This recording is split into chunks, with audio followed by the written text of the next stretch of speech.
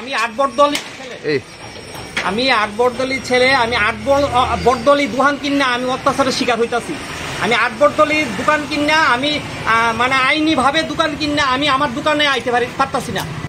তবুও বলবে যে এখানে আইন শৃঙ্খলা নেই, আইন শৃঙ্খলা নেই, তবুও বলবে যে এখানে আইন শৃঙ্খলা নেই, আইন শৃঙ্খলা নেই।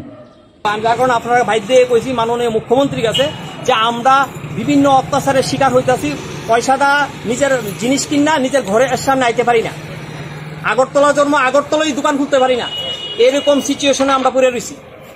তবুও বলবে যে এখানে আইন শৃঙ্খলা নেই, আইন শৃঙ্খলা নেই। তো এরপরে আমি মাননীয় মুখ্যমন্ত্রীর কাছে কয়েকবার দ্বারস্থ হওয়ার চেষ্টা করছি, অনেকভাবে সহযোগিতা, কেউ আমার মুখ্যমন্ত্রীর কাছে পৌঁছাইছে না। আমার গর্ব আমার এমএলএ মানে আমার বিধায়ক, আমার তো আমি এই পাড়াতে থাকি, তো আমি আমার মুখ্যমন্ত্রীর কাছে বিষয়টা নিয়ে কথা কোয়ার লেগে আমি এখন অব্দি সুযোগ পাইছি না।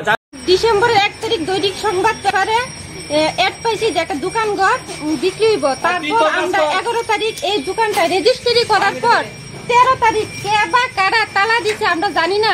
23 তারিখ আমরা ক্লাবের কাছে আমরা নোটিশ দিছি যে আমরা তালাটা খোলার ব্যবস্থা করেন। এখনো শান্তিপাড়া ঐক্যত যুব সংস্থা ক্লাব আমরা তালা এখন খুলছে না। আমরা এখন বাধ্য হয়ে আমরা এই তালা খোলার ব্যবস্থা করতেছি। আমরা অনেকবার ক্লাবে আইছি, ক্লাবের থেকে আমরা কিচ্ছু পাইতেছি না যে আমরা তালা খোলার লিগা কে বা কারা তালা দিছে জানি না। তারা আমরা ক্লাবে নিয়ে শাসাইছে যে ক্লাবের জিগায় কিনছেন না করে। আমি কইছি ক্লাবের জিগায় তো আমি তো পাড়ার 2 জনের জিগায় কিনছি তাদের, এবং তারাও ক্লাবের মেম্বার হই, তারারও সই আছে, তারা জিজ্ঞাসা করে আমি জায়গাটা কিনলাম। 11 তারিখ রেজিস্ট্রি হওয়ার পরে 13 তারিখ তালা দিছে। তালা দেওয়ার পরে আমরা ক্লাবের কাছে অনুরোধ করলাম তালাটা খোলার লেগা।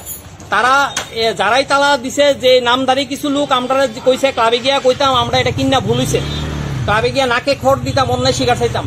তা আমরা কি অন্যায় করলাম? আমরা পেপার দেখে কিনছি, সে বেচছে আমরা কিনছি, এবং সে পূর্বে কারোর থেকে বাইনা টাইনা নিছে না, সে স্টাম্পের উপরে সব লেখা দিছে।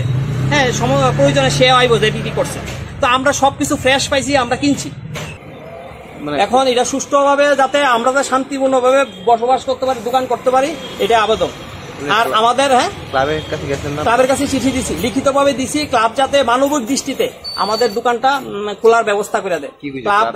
ক্লাব মানবিক দৃষ্টিতে আমাদের কোন রিসিভ আছে, ক্লাব অহনবধি কিছু কইছে না। ক্লাবের লোকের সাথে ভার্বেলি কথা হয়েছে, তারা কইছে তুমি যে টাকা কিনছো বা কিছু টাকা তোমার দিয়ে দেবো, তুমি দোকানটা ক্লাবের হ্যান্ড ওভার করলাম। আমি পয়সাদার জিনিস কিনছি, আমি ক্লাবের সম্পদ কিনছি না, কারোর ব্যক্তিগত সম্পদ কিনছি না। যে সেল করবো সে পেপারে দিছে, আমি কিনছি, তার কাছে বিক্রি করে দিতাম। চাপ বুঝছেন তো, চাপ। ক্লাবের কিছু সংখ্যক নামধারী ক্লাব নাম দিলে কেউ ভয় আইতো না, ক্লাব নামধারী চক্র, এই চক্রের কাছে বিক্রি করতাম।